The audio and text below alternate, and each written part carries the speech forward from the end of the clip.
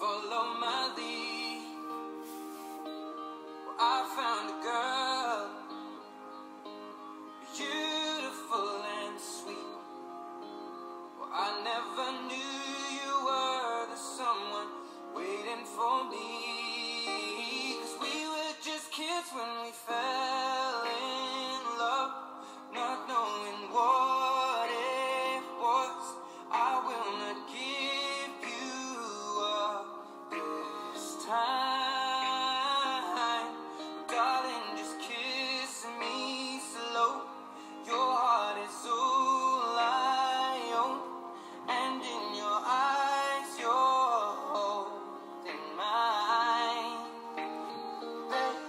Baby, I'm dancing in the dark with you between my arms, barefoot on the grass, listening to our favorite song. When you said you looked a mess, I whispered underneath my breath, but you heard it, darling. You look perfect tonight. It's Job Reach coming to you live and alive from the city of Job Reach. It's the show called Open-Minded, Not Blinded. It's for you and about you, where we get you to challenge your mindset. And it's a very exciting, interesting topic today. Now, this show is all about inspiration, motivation, and education.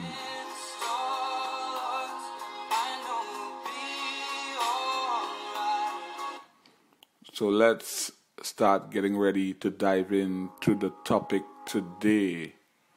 Just so you know, it's a really wonderful time today because we had a few cancellations for other scheduled events.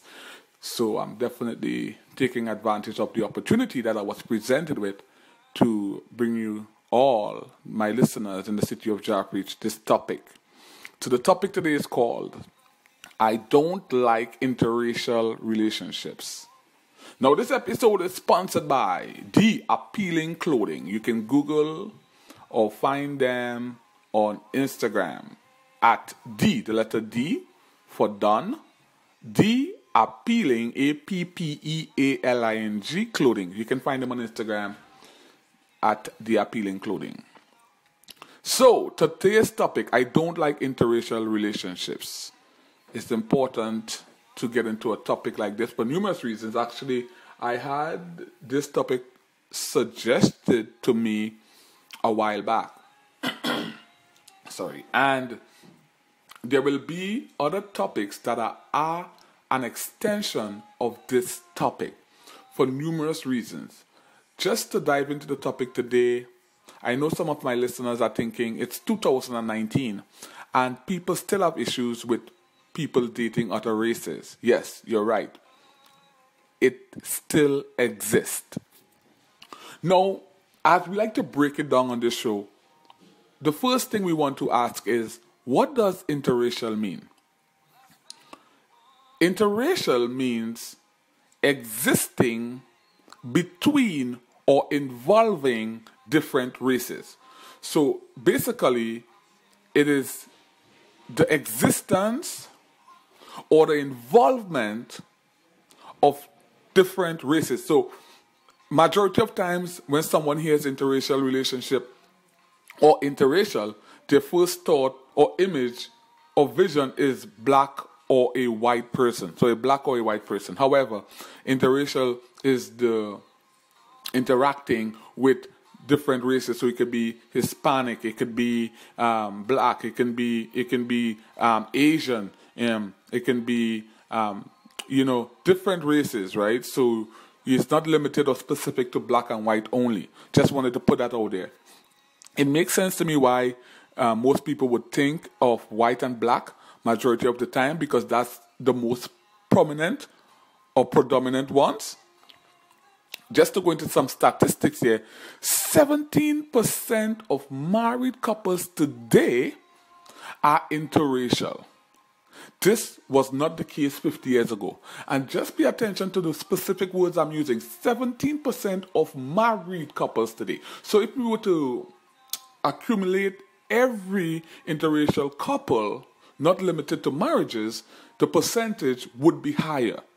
Just wanted to get that out there.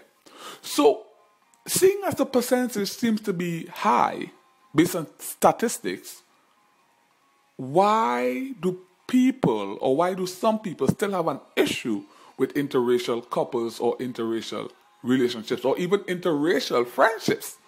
Now, remember, a relationship is not specific to romantic only, right? There is other types of relationships. There's teacher and student, there is parents and children. So there is so many different types of relationship. But for the purposes of this episode, we will be focusing more on relationships in the romantic aspects. So now, in order to really get down or take it apart or break it down, we are going to discuss 8 problems interracial couples face and examples that go with it. So 8 problems that interracial couples face and examples that go with those problems. So one of the problems an interracial couple may face or potential interracial couple may face, because sometimes people are just talking, they're just getting to know each other, or they have some sort of attraction or interest in each other, and they're pursuing or thinking about possibly pursuing a relationship. So some of the problems they may face is 1, open hostility and intimidation. What does this mean? I always believe that if you got to lie about something, then why are you still doing it? Now, this is the way how I try to explain open hostility and intimidation. Now, the fact that these people or these individuals or this couple are open about their partner, relationship, or their potential partner or relationship, it tells me enough. I believe this person is sure of what they want and they're sure about who they want that with.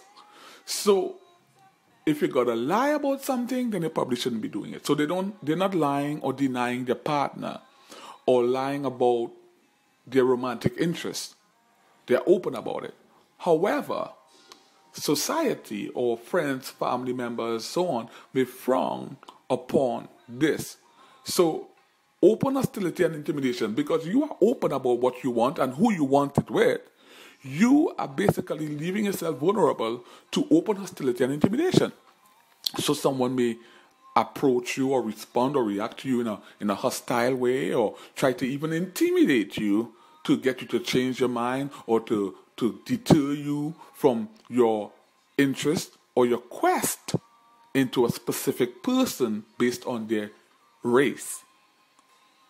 And I hope with my explanation and example, it does bring clarity and it is understandable for the majority.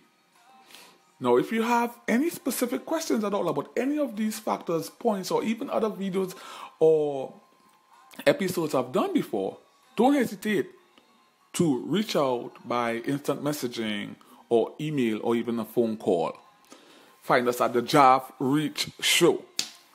With that being said, in public places especially, it shows their levels of commitment and assertiveness about themselves and also their partner or potential partner, because they are not lying about it.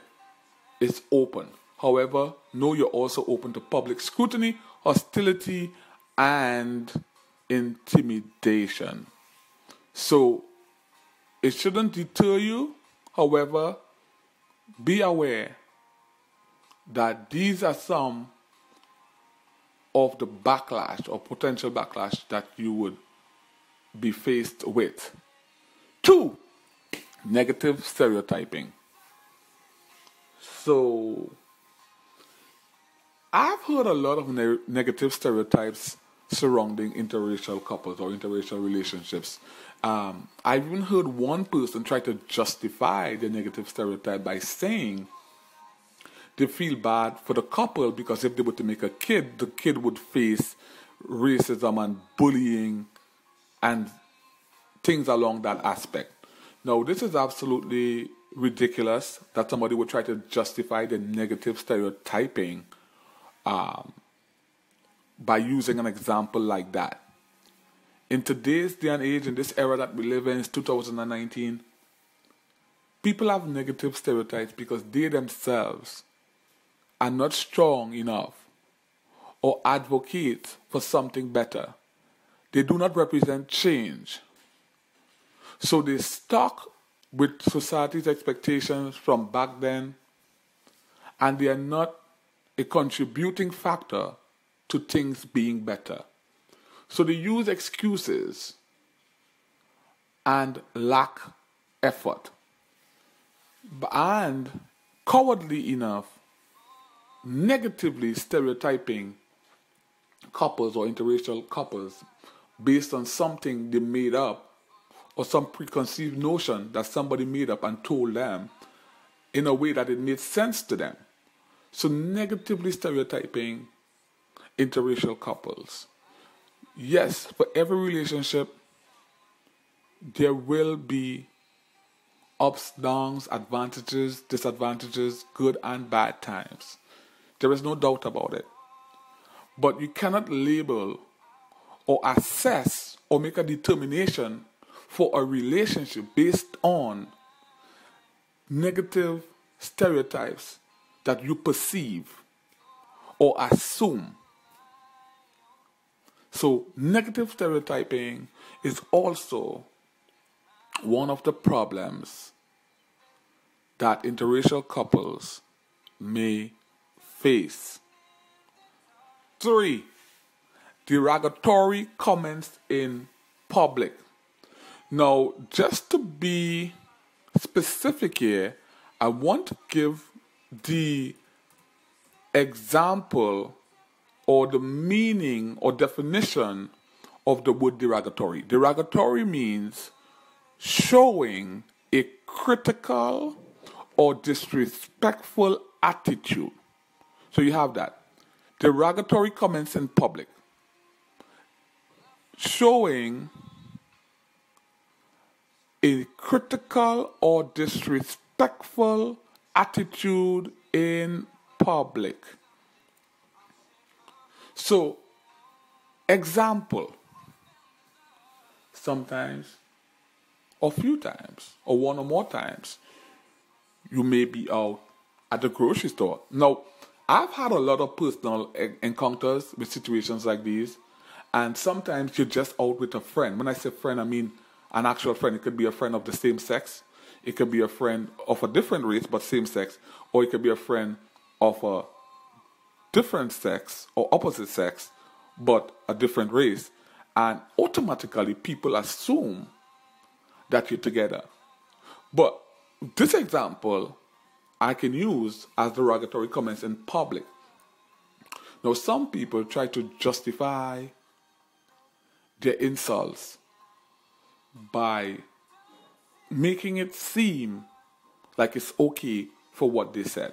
So some people may say something like, hey, wow, you're really pretty for a black girl, or you're a really good looking black guy, or oh wow, it's nice. I love to see mixed couples. Or some people may even say something like, I like how you're with a mulatto. You know what I mean? So it's like there's a lot of derogatory terms that people use, and you have to sort of be aware of it. As we saw the meaning here for derogatory, it's showing a critical or disrespectful attitude. So it's an attitude based on their mindset. So their mindset says on things derogatory. So now they approach you and display that sort of attitude. But if you're not aware of the insults, it may come off as a compliment. So derogatory comments in public. That's point 3. derogatory comments in public. So they can make comments in public that, of course, they will not initiate it as a insult. But if you understand the meaning of some of the words, or some people may call it a backhanded compliment. So it's a slap in the face at the same time while they're trying to compliment you with your words. You're pretty for a black girl.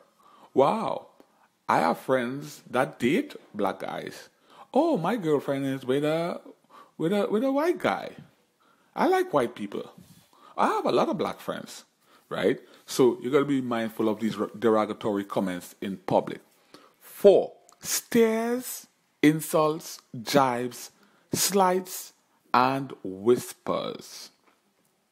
Let's pay attention to these very carefully, because now it can become very tricky in this aspect of things. So let's take a look at it.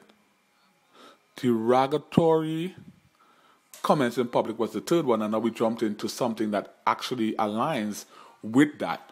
4, stares, insults, jibes, slights, and whispers. Now, with stares, sometimes when they ask them what it's about, or when they get caught staring too much, they try to make an excuse again for it and say, well, the reason I'm looking because I think you guys look so good together. But based on the stare, you can tell that it's not something normal for them, or they're not happy about that.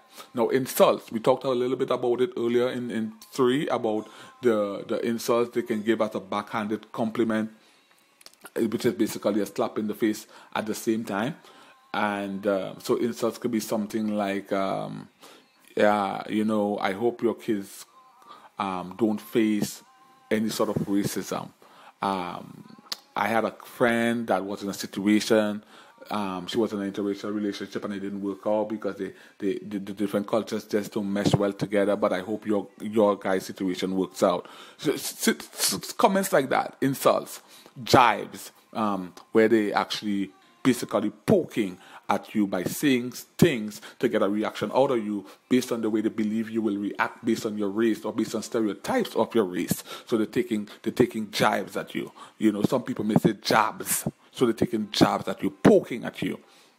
Slights. So slights is basically where they're taking slow, light jabs at you. So slights. And then you have whispers. So sometimes you're in a clinic or in a hospital or in a certain environment, a school, or you walk into a place as an interracial couple and they make certain comments or they make certain they start speaking, and the whispers are intentionally because they don't need to say anything in that moment. They don't need to say anything or react in that specific moment, but they're doing the whispering just to get a reaction out of you or just to make you notice that they're talking about you. So be mindful of that. So that's 4. Hopefully those examples suffice. Now we're talking about 5 now. 5. And if you're just joining us in the city of Jaffreyshire, all the listeners, we are talking about 8 problems interracial couples face and examples to go with it. So we're on to 5. Negative comments online or in the media. So it's interesting enough, I saw one time in a Facebook group, I joined, and when I joined the group, I think the group was called something specific to black people. And I don't want to call the group names out here, but it was something specific to black people. It was listed in the name, black was in there, black people was in there. And I was accepted to the group. And I remember of course, usually a lot of people or women, they would be saying, welcome to the group, they will be commenting. So one woman commented and she said, I love your hair and you're really good looking, or something along those lines. And then somebody commented and said, you just signed your walking papers, because it was a white woman who said it. And I was asking, why is she ejected from the group? They said this group is for this specific race only. So I was thinking, why is there negative comments based on somebody's race online? So that's what happens majority of the time. You would notice if you're in a YouTube video or Facebook comments and something was said that probably was taken out of context or wasn't fully understood, one of the first things people do is attack the other person's race.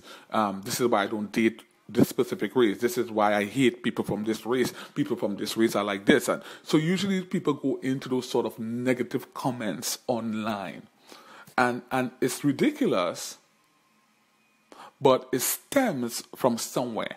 So this is one of the problems you may face if you're in a interracial relationship, because sometimes you may not comment anything, but your display picture or some pictures on your profile may hint or give the impression that you don't mind other races, and then that opens you up again to public scrutiny and or negative comments online and or in the media. So the media definitely portrays mixed or interracial relationships in, I would say, in a negative way majority of the time. It's always from a bias point of view. They always have a bias, right? So negative comments online or in the media is one of the problems that interracial couples will or may face. We on to point 6, a sense of isolation. Now, one of the issues I realized with interracial dating or interracial relationships is that some people try to question what side of the fence you're on.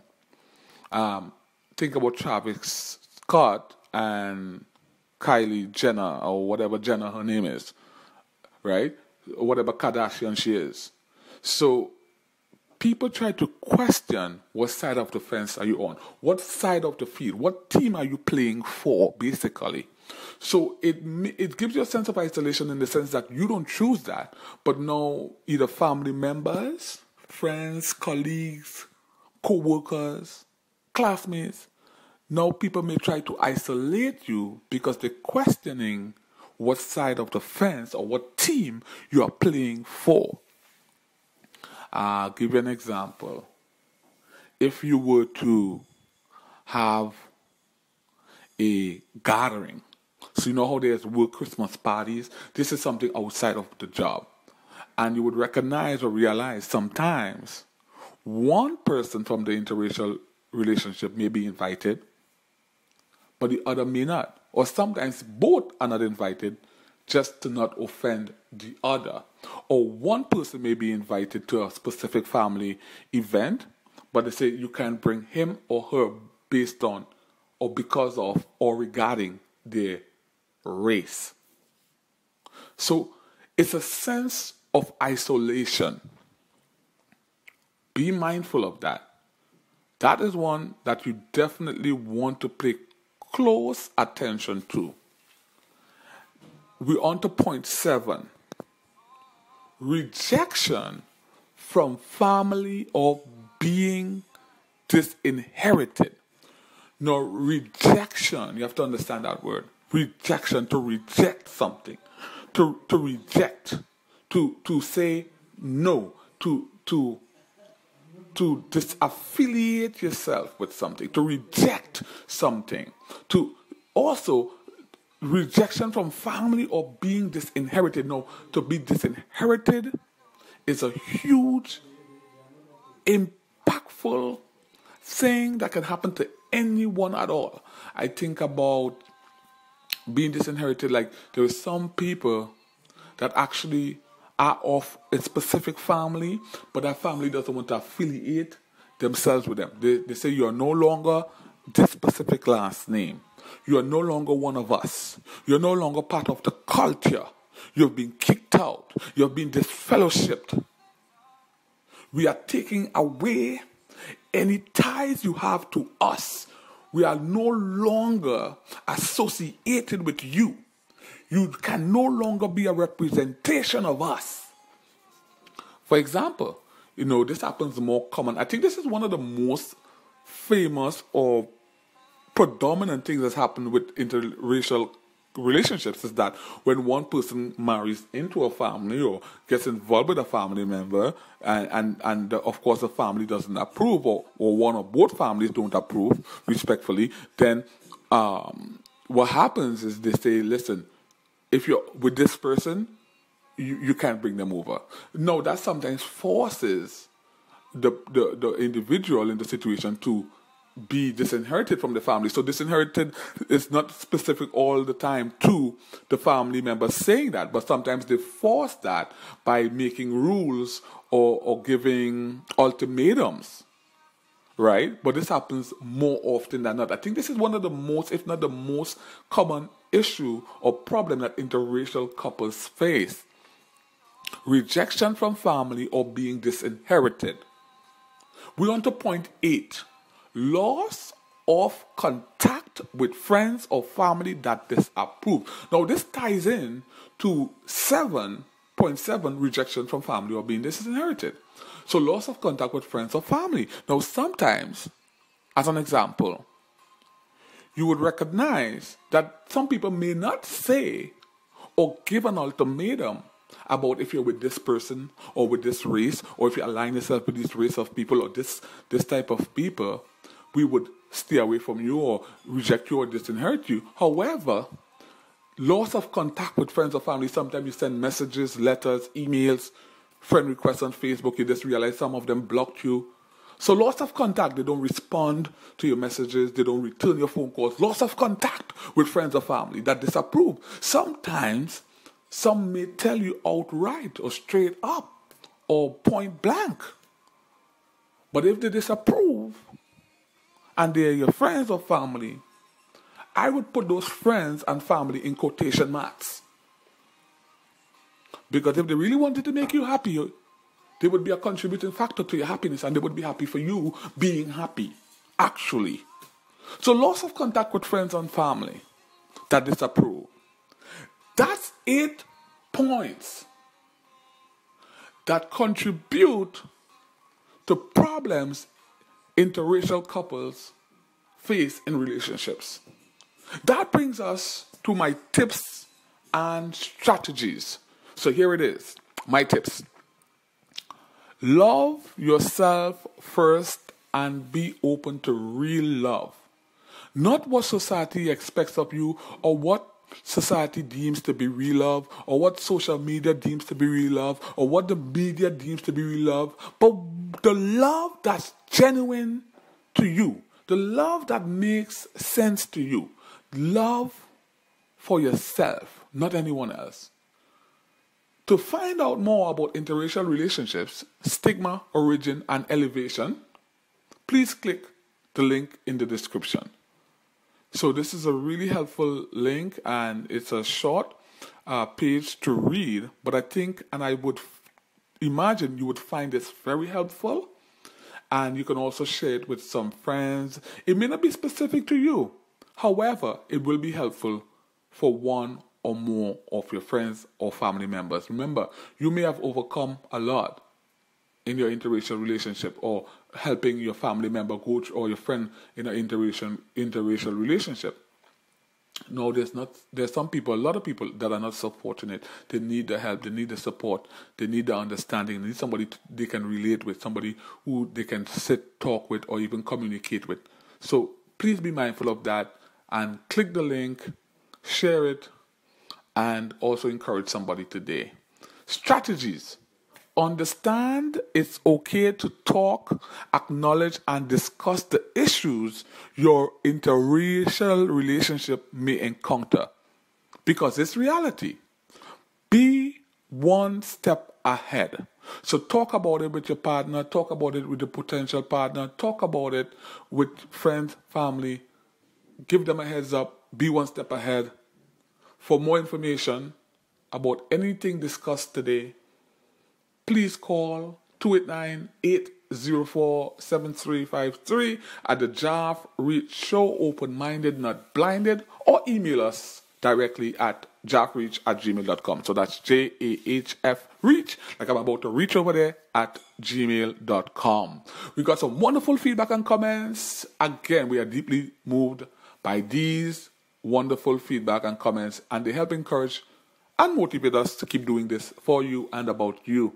If you have any comments, feedback, or something to add in regard to this topic today, please send us an email to jaffreach jaffreach@gmail.com. On behalf of the Jaff Reach Show, thank you so much for being a loyal listener and participating in the city of Jaff Reach. We appreciate it so much. Just remember also to find us at Jaff Reach. That's on Google, YouTube, Instagram, Twitter, Snapchat, Stitcher, SoundCloud, Google Play, iTunes, Facebook, WhatsApp, and all that.